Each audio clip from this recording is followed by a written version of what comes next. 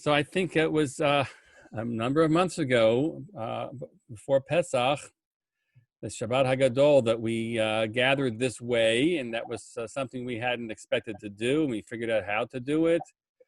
And now we are here again, virtually having one of the critical shiurim of the year in this format instead of in person. So that's makes us sad. Makes us sad that we can't do that in shul as I would usually do at the end of tefillah, wearing my talis and standing at my grandfather's amud, which I always would use for this purpose. So God willing, we'll get there again very soon.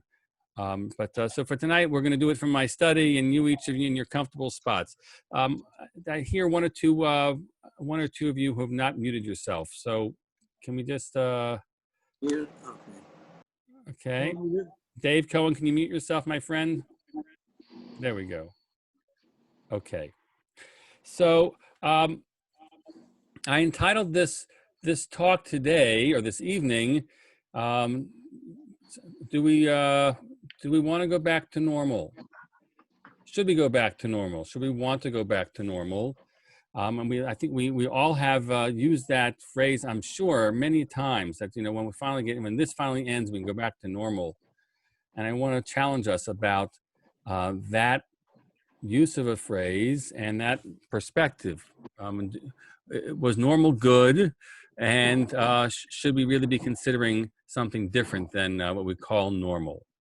So we're going to do a little learning together of a text, and hopefully we'll make some sense out of it. I am going to take the moment to mute us all, if I remember how to do that. I'm going to mute us all for now.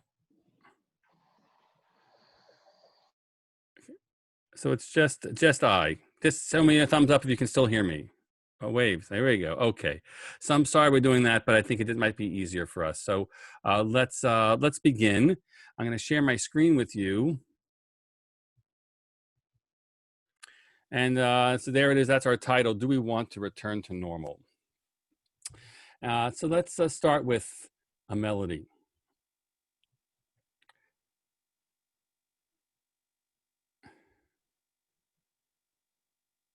Wait if you can hear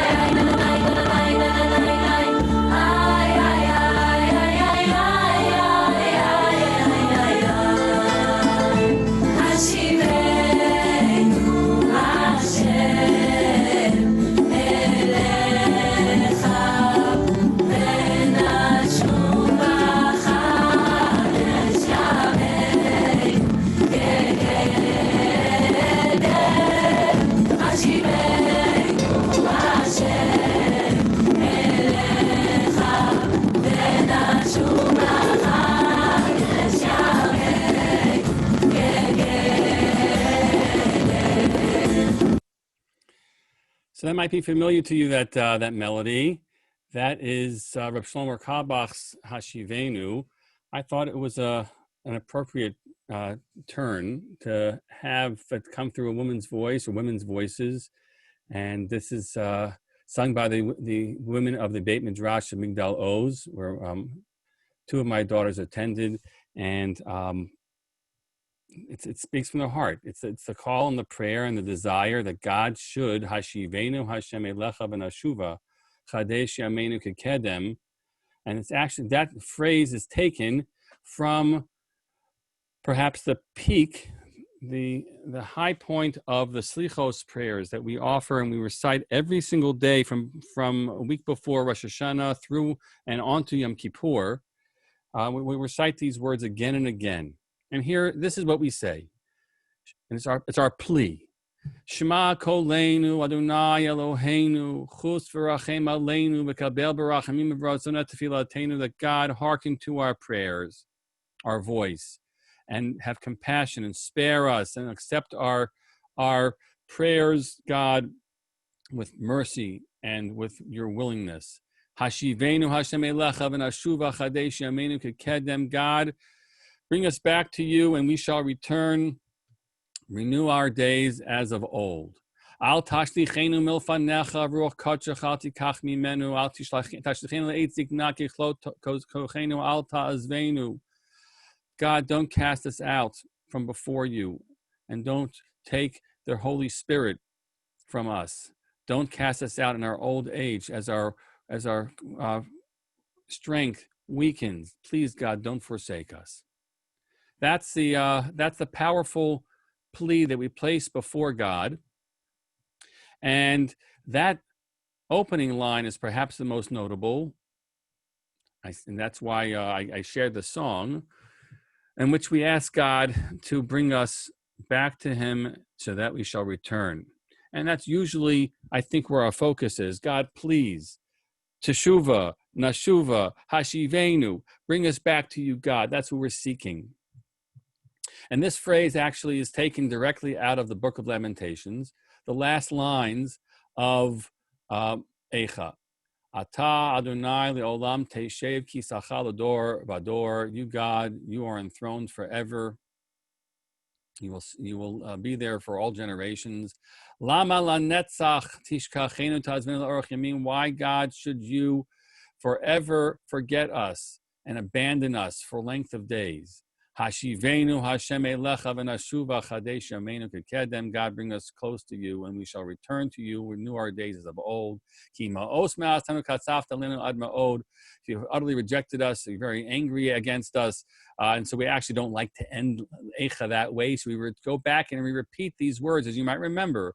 Hashivenu Adoshem Elecha v'nashuva chadesh yameinu kekedem.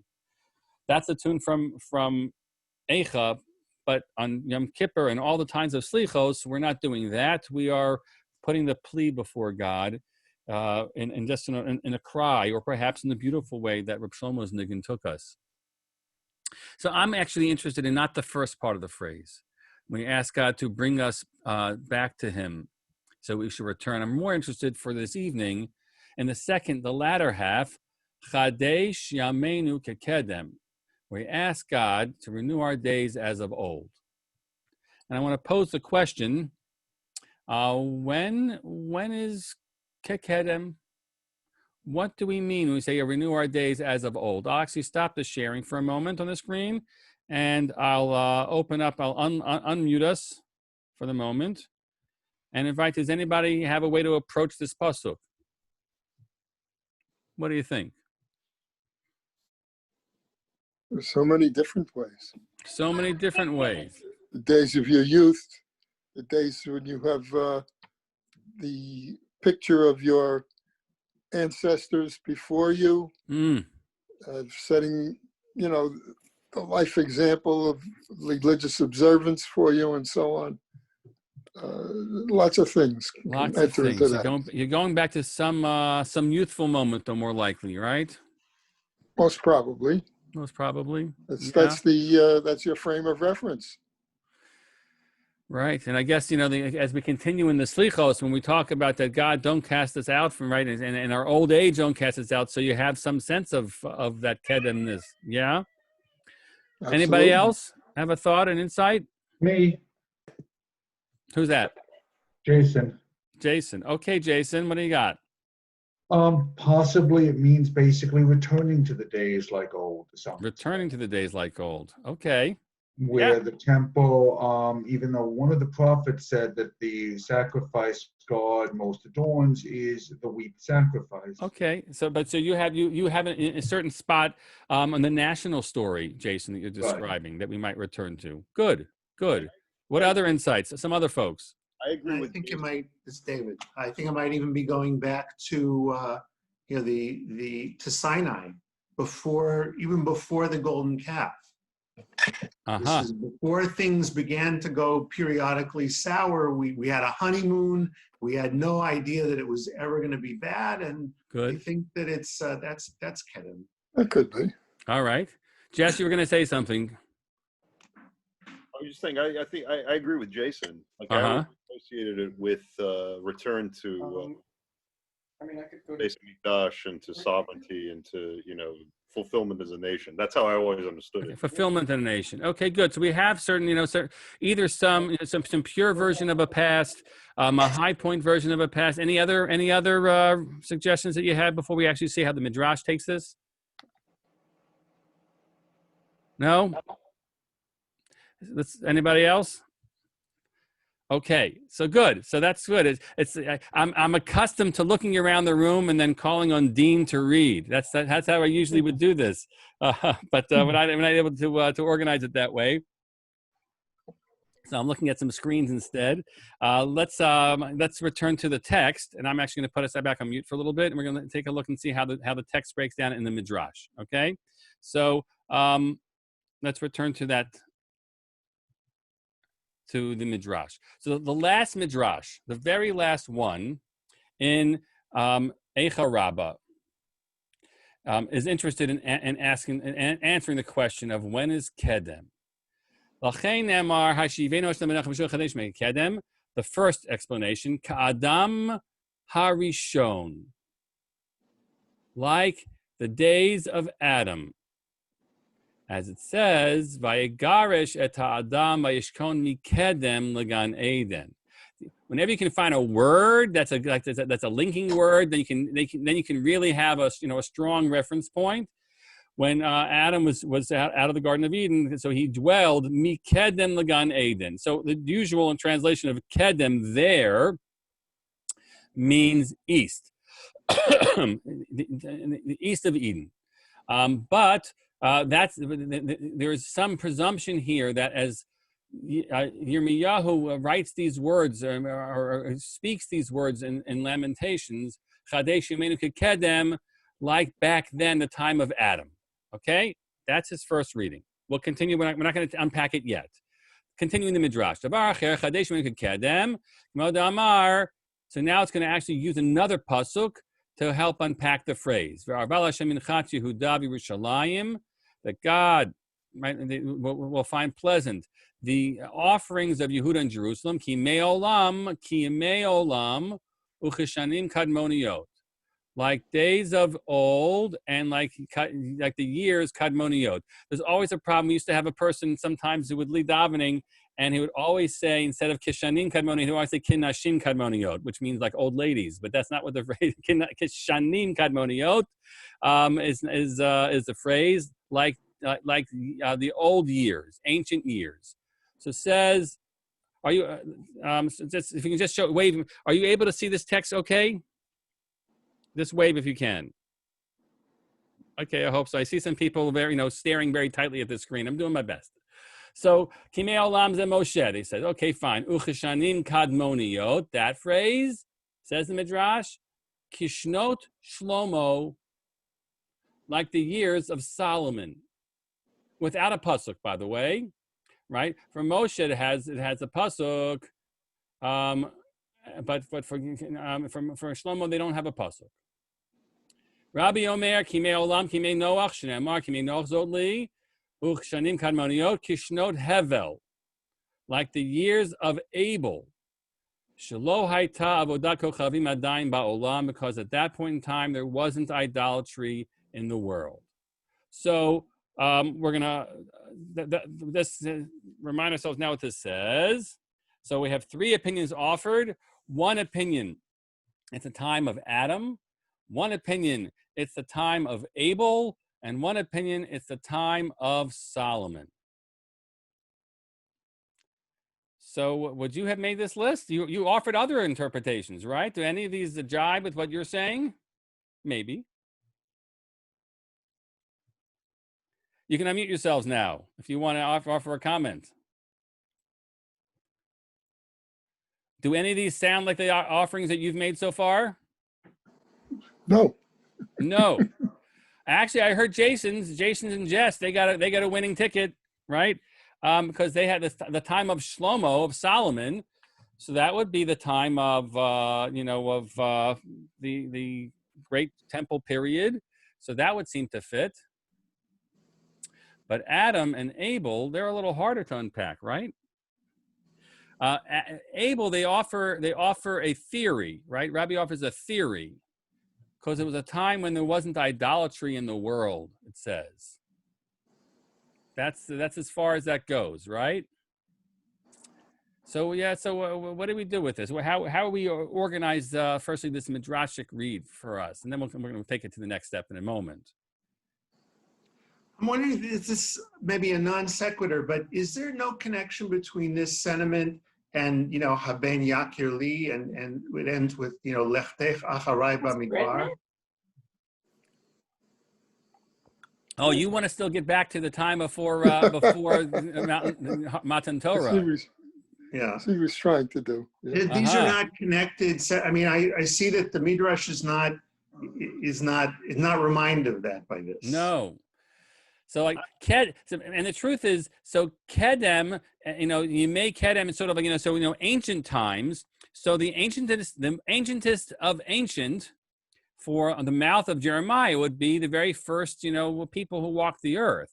So I guess I understand Adam, and I can even understand Abel, who's his son. So the second generation of humanity, maybe, and that's really, really Kedem. It is the very, very beginning. That's the beginning. But Shlomo HaMelech doesn't seem to build off of Kedem at all, right? It seems to work off the other ideas. Wait. I'm not sure. I disagree. Go ahead. First of all, I'm uncomfortable with the idea of Adam Arishon as like Kedem because it's too close to certain other religions and a conception of an idea of fall.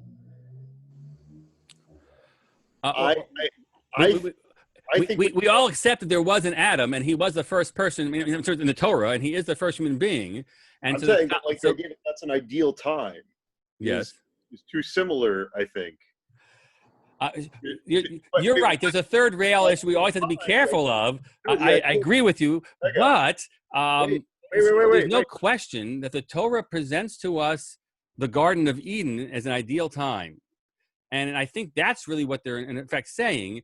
Yirmiyahu says, bring us back to the period when things were perfect. I understand. But I'm uncomfortable with that. I think.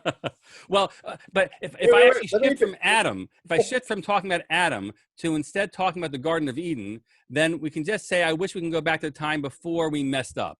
Let me just explain why I think Go ahead. the Shlomo HaMelech argument is better. Okay. Right?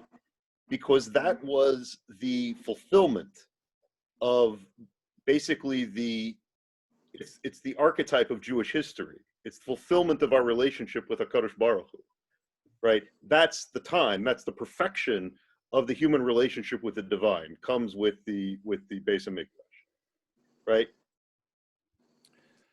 So you are pointing to another piece of this, which is that he's looking back not to a reboot moment, but to an apex moment. Yeah. Right. And so those, right, that you are, I think, in the end, all three opinions are in the Midrash. We're not going to actually decide one's better, correct, and the other's not correct. But I think you're helping hone in on the distinction between these different views. And one imagines yearning for some perfected time of before we were, when we were clean of all sin, which, of course, in the sense of Rosh Yom Kippur, we might like to think about.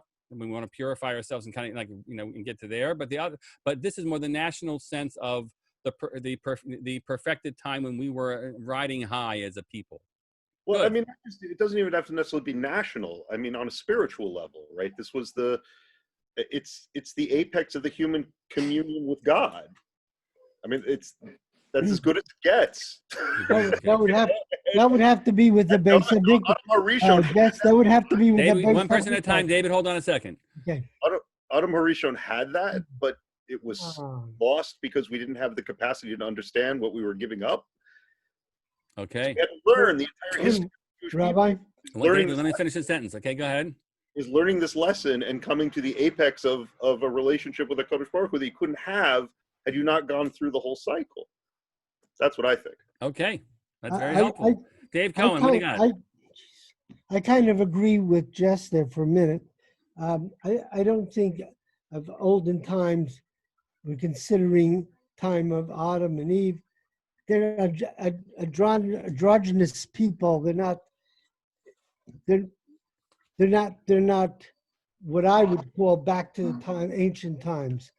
Back to the ancient times when one is close to Hashem, there's direction from Hashem, and I think that has to be with the base. Have an idyllic place. Has to be with the time when we are a people. And let the world in, it all changes. Wait, am I finished?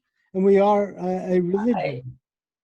Then man has to confront others. Yeah, well, we're discussing it. But I understand. By the way, if you're talking to each other in the room, we can all hear you also, everyone, just so you should know. We love your voices, but you will be heard because the mics pick up a lot. So okay. I think it's a mistake to pin it to a specific point. I think Oh, beauty okay. of the Good. relationship of the Jewish people and God is it's like, God is Charlie Brown and we are Lucy with the football. And God, in a sense, never learns. As bad as we are, God will always forgive us and we go back to the way it was. And God barely even remembers how terrible we might be and is always willing to give us a chance like Charlie Brown gives Lucy. Even though he's omniscient, he should know he's going to be disappointed again, but he never seems to know. And that's what this is asking all these times. Yes. Let's have one more time. I like the Charlie Brown and Lucy reference. I used it at other points as well, but that's interesting that you put God as Charlie Brown in that. Wow. So let me see if I could actually frame this way and to think, I'll give you two versions of it. Let's actually look at the text for a minute. It's really very helpful, your reads, everybody. The first point I would have you think about is the castaway approach. That what all these three have in common, if I could talk about what their commonality is the Torah describes in some way or another, you'll see the third one's by implicitly, that they are cast away. So with Adam, Vayigaresh et Adam, Vayishkon mikedem l'gan Eden. That was the verse that they actually quoted. That God drove out the man, and Adam now lived east of Eden. And he put before that spot these angel figures that would prevent them from coming back into the Garden of Eden. Hevel himself, of course, doesn't he meets his demise. And his brother Cain, who killed him, we're told has to also be sort of sent off away from God. Vayetze Cain lifnei Hashem, vayeshev be'eretz nod b'kidmat Eden. That Cain left before God, and there he lived in the land of Nod, east of Eden. And the third. If we talk about Shlomo HaMelech and we talk, it is clearly the context here, because where is Yirmiyahu speaking? What is he talking to? What experience? the destruction of the temple. The destruction of the temple. He sees the temple burning, the smoldering ashes, smoke over Jerusalem. And Hashivenu Hashem Elechem Shuva Chadesh Yimenu Kekenim. Now he says, God, we're being cast away, and just bring us back to the point where we would have been together with you. Rabbi, In that sense, and again, this is my own take on this. This is perhaps where the Midrash is going, but more decidedly in my mind, how the tefillah holds together. Rabbi, Now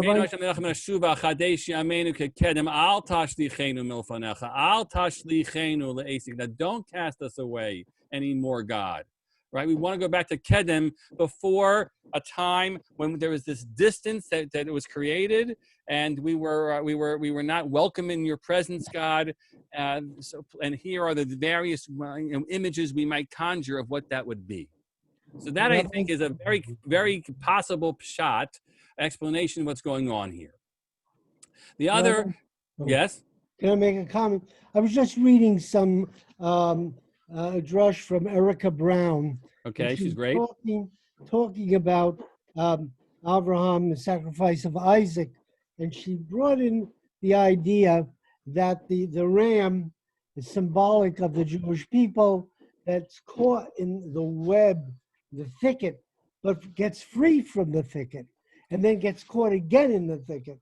Okay. Can I ask a favor, David? David, do me a favor. I just want to keep us focused around this for now. That's a very beautiful thing. And if you maybe you remember my Rosh Hashanah talk from last year, which also talked about getting caught in the thicket. But we're gonna, if you don't mind, I was going to hold on to that, and I'd love to see the article afterwards. She's an excellent darshan, actually. So here's the other version of it, which is in effect what we're talking about: the ideal or idealized times. Hevel's time, the Gemara, the Midrash says, is a time before idolatry entered the world. That's the rendering. That's the line that's used in the Midrash. Take us back to before there was this idolatry, and indeed what Yirmiyahu might be saying, that damn idolatry is what did us in, right? The temple is now smoldering, and then the Commonwealth is over because Nebuchadnezzar has come because of our idolatry. Oh, if only we can go back to before we worshiped idols. The second approach I might suggest about Shlomo's time, it was when life was more secure. The Navi describes that Vayeshev Yudav Yisrael Betach Ish Tachat Gafno Tachat Teinato Midan Beersheba Kol Yimei Shlomo. In his time, it was a time of prosperity, when everyone was able to sit under his fig tree and just happily lead a good life that was not encumbered by the troubles and woes. That's another idealized time.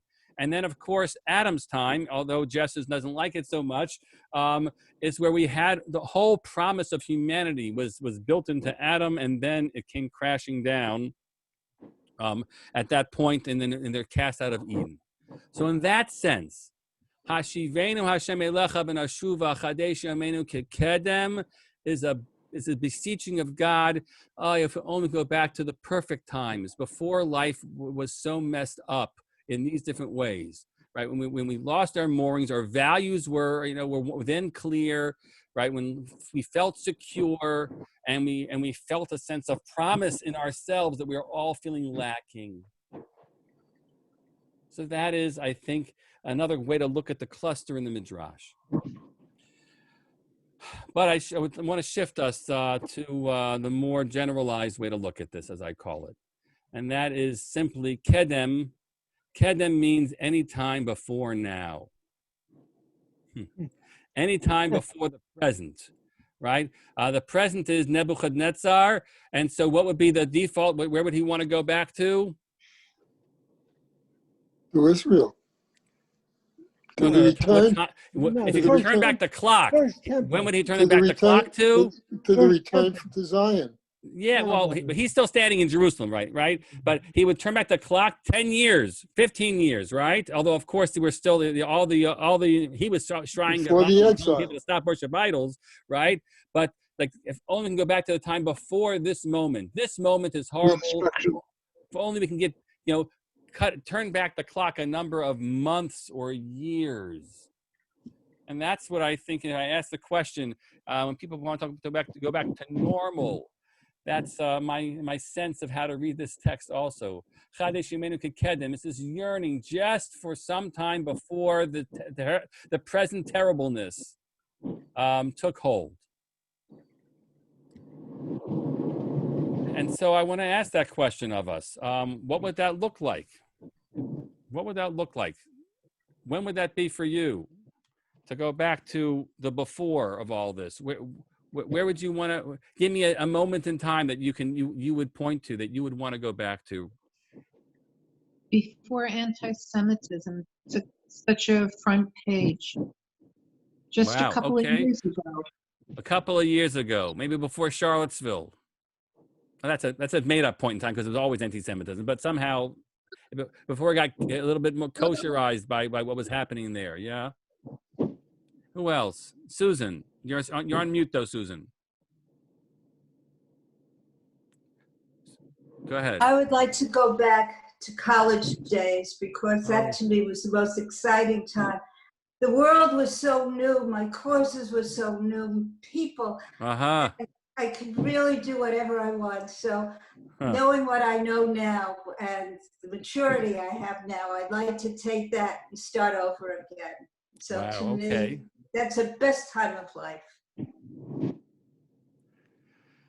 Who else? And who else is even thinking about the present mess? Mick. I'd be happy to go back to January. January.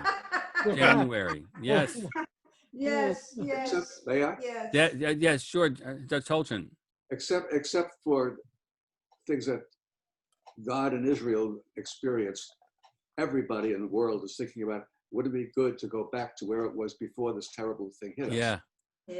So Mick says January, but since it was probably lurking already in California by January, we probably have to go back to let's just say before that guy ate that bat. Okay, that's somewhere in the fall, right? That's what we would love to go back to. Is that universally on this call? Wouldn't everybody just want to turn back the clock to that point in time, reset us to there? I want to be morose. No. It threatens the systems of the world. Yeah, Mimi says no. Why no?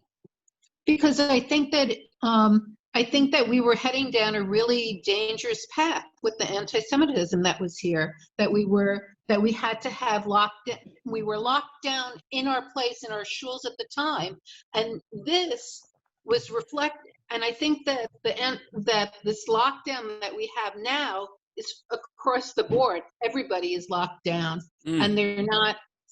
They're under the fear that we were affected with. Okay. So Mimi really is working, as we say, keshitata, within her own framing of wanting to go back before anti-Semitism. And so you're not satisfied with that. But if we just think in the context for the moment of our present nightmare of this pandemic, I would venture to say that people would if we could, we want to turn it back to the fall before this happened, as a general presumption, right? So also at the time when we had a shul. When we had a shul, yeah. Well, hold on. No, we have a shul. Let's pause for a second. We have a shul. We just don't have a shul building, and that's really important for us to remember. Right on your screen, you have 41 people in a shul, and we actually have, Baruch Hashem, some 300 people that are hoping to come to services on Yom Kippur, and many others who are not going to be coming, but are finding other ways to connect. So we have a shul, but we'd like to have a building. But the truth is, if we had a building, we'd hardly be inside of it right now. So that's true. so Jason, hold on if you wouldn't mind for the moment. Let's actually push this forward a little bit more. I actually want to share with you a video, a short film based on the short story that was written by Etgar Keret in the spring. And it's a month or two into the quarantining in Israel, and it was turned into this film called Outside. And we're gonna. I'll see if I'll do the whole thing. I think it's too much to do the whole thing, but let's start it.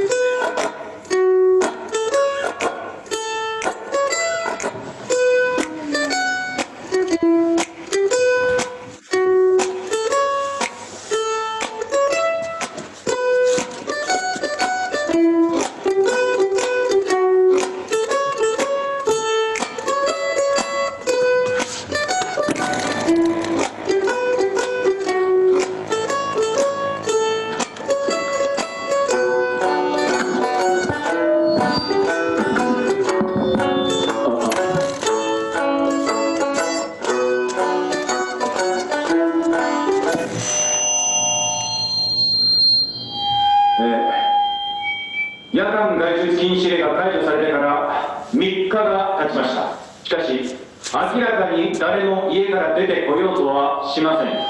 理由は定かではありませんが、一人きりであろうが家族とであろうが皆家の中にとどまりたかった。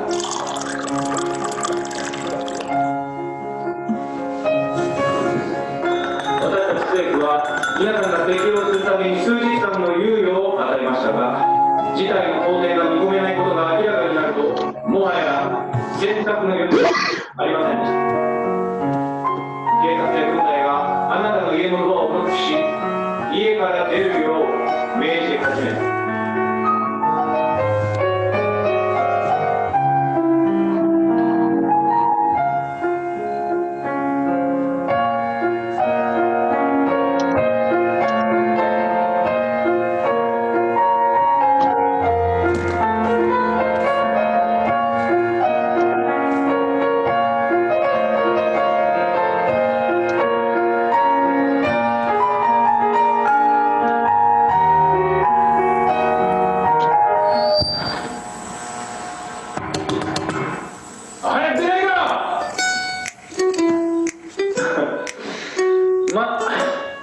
120日間の隔離生活の後なので、あなたが以前生活のためにどのような仕事をしていたのか、それを思い出すのは簡単なことではないかもしれないですよね。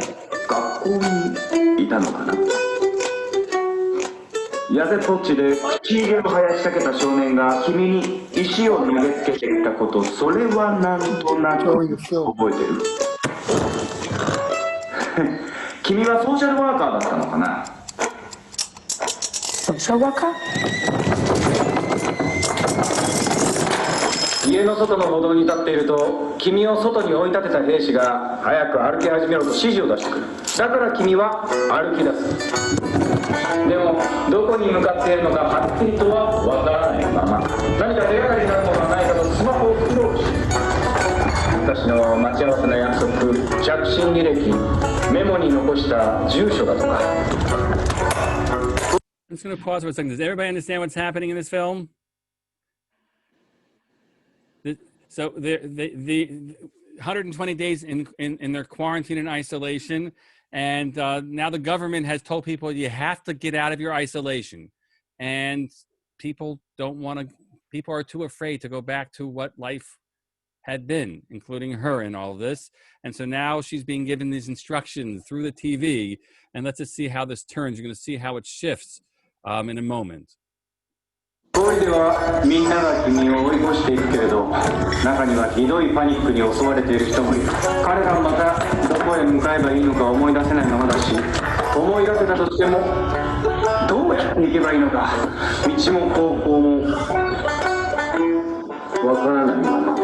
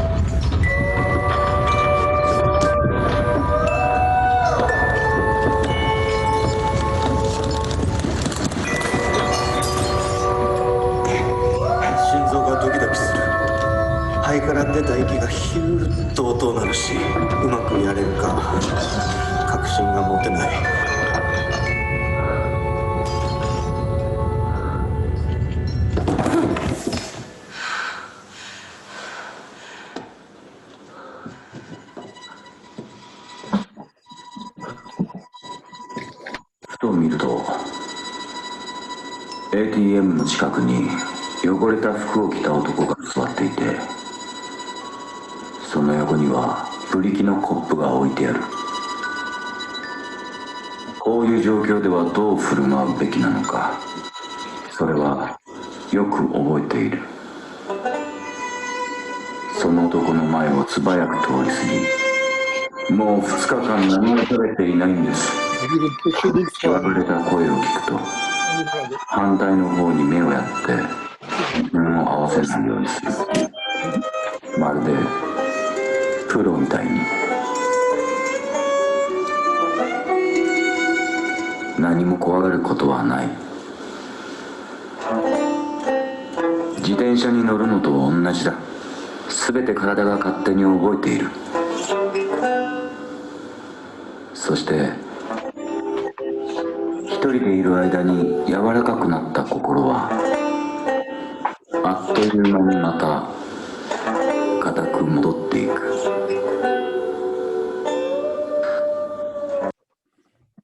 And the heart that softened while you were alone, I'm going to misquote it, but can go back to being hard again.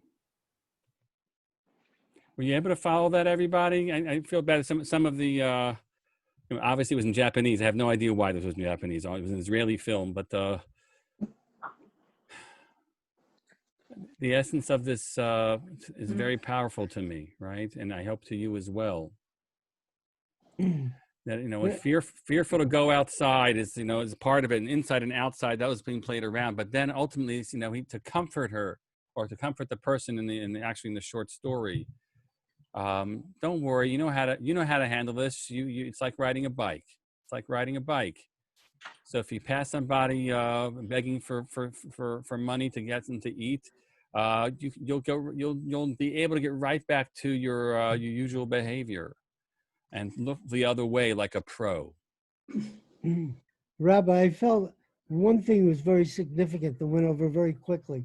Yes. She was isolation for 120. The word 120. Okay. That in Jewish is a lifetime. So there she is. Yeah. In this box for a lifetime. Yeah. So to me, this is the essential part of the question for us. Right, when we talk about going back to Kedem and going back to the way things were just before all this happened, is that good enough?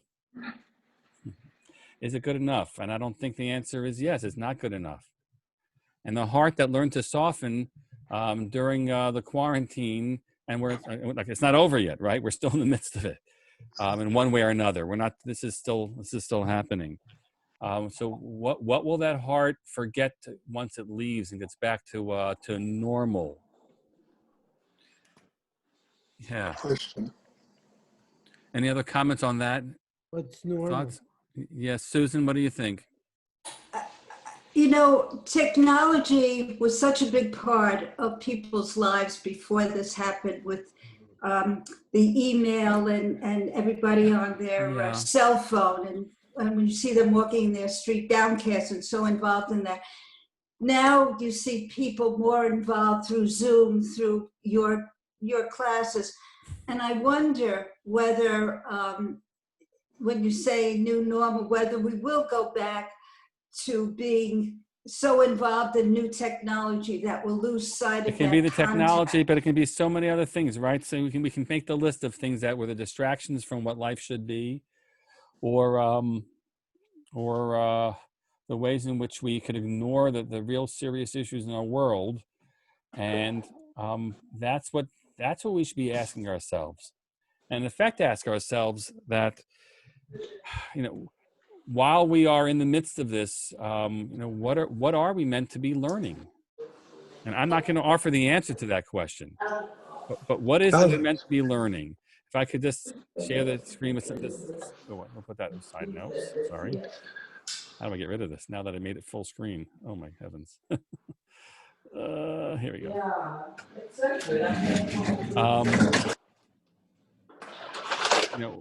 Where do we want to go to? We want to reboot. I actually put here two versions of the Ketava Kabbalah and Rav Tzadok also. To get back to some point where basically our souls had the freshness to them to be able to experience something again. And I put to us the question now, what are we meant to do? And what are we meant to ask of ourselves? One favor, could everyone just put yourselves on mute because I hear some background noise. We're just almost done, folks. And I actually want to have us rethink the phrase one more time. I'm sorry. I'm gonna unfortunately have to use my powers. Mute everybody. I'm doing it. Go back to the pasuk one more time. And it doesn't say in the pasuk, Hashivenu limei kedem. It says, Hashivenu Hashem elecha, that God, please bring us back to you. That's the first phrase. And the second part about kedem is Chadesh Yameinu kekedem. Renew our days like old. It doesn't mean to set back the clock and wish we can just go back to where we were then. It can't be. You can't turn back the clock. Instead, it means to take whatever was good of Kedem and use it to revitalize l'chadesh, the days that we have. Someone quoted me a reference to the Dalai Lama, who said that there are only 2 days that you can't change, that you have no control over, yesterday and tomorrow. Yesterday and tomorrow. But today, our days, the ones that are here now, these we can. And we have to think for ourselves, what is the chidush, the renewal that we want to bring from the days of old? Some other point where we can say this is a purer version of the way I should be, the way we should be, that I wish I could now infuse into my days now. And so I want to leave the question, folks, as we were I wrote them down here on the page, the real questions to reflect on this year. What lessons about myself and the world and life have I been meant to learn from this present reality? What will enable me to endure with vitality as long as God has not yet cast me away? And what should my days be like when this is finally over? How different than before? They have to be different than before, and drawn from what is more powerful from before. That's it. These are the things that have been on my mind and in my heart, and I hope that it has some impact on your days of Teshuvah that are present. So they're not just days of Teshuvah, they're days of Chidush Yameinu, of renewal of our days now. And we offer the prayer that we'll be able to do this reflecting. We are doing this reflecting, and that as we emerge in different ways, that we know for ourselves that we can be better and stronger in the ways that really matter and not fall back to the worst of us. That would be a terrible shame. That would be a bracha levatala. It would be. So may God give us the capacity not just to return to Him, but to renew our days as they should be. I'm going to unmute us and just offer, everyone can give each other a bracha b'gemar chasim b'tova, and we look forward to being together. Let this be the last Zoom drasha that I have to give this way. Okay. Thank you, everybody. Thank you.